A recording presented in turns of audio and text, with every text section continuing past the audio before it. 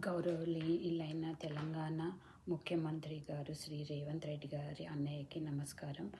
మరియు తెలంగాణ ప్రజలకందరికీ నేను నమస్కారం చెప్పి నేను రిక్వెస్ట్ చేస్తున్నాను నాకు హెల్ప్ చేయాలని.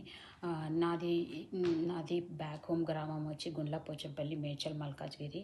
అండ్ నేను యూఎస్లో ఉంటాను. ఫర్ ద పాస్ట్ 24 years నుంచి యూఎస్లో ఉంటున్నాను.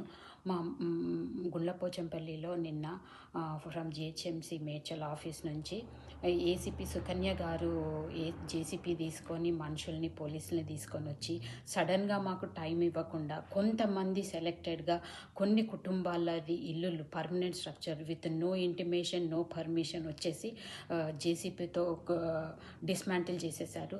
దీనివల్ల మా ఇంట్లో మా అమ్మ, మా నాన్న వృద్ధులు, వాళ్ళు 75-80 years old ఉంటారు.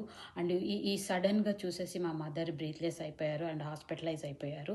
అండ్ ఎందుకు ఇలా జేసీపీతో కూలగొడుతూ డెమాలిష్ చేస్తున్నారని అడగగా, మీరు కోర్టుకు వెళ్ళండి, మాకు సీఎంఓ ఆఫీస్ నుంచి ఆర్డర్స్ ఉన్నాయని చెప్పేసి ఈ విధంగా జేసీపీతో ఎంతమంది రిక్వెస్ట్ చేసినా వినకుండా నాకు ఆర్డర్స్ ఉన్నాయని చెప్పేసి డెమాలిష్ చేసేసారు.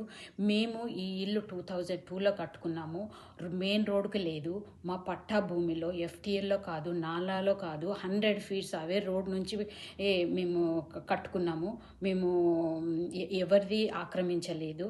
అండ్ సడన్గా వచ్చేసి భయభ్రాంతులకు గురి చేశారు ఆ గ్రామంలో, గుండ్లపోచంపల్లి గ్రామంలో.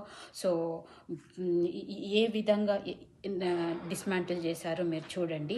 ఈ విధంగా మా ఇంట్లో రేకులు కూర్చేస్తుంటూ పిల్లర్ని కూల్చేశారు.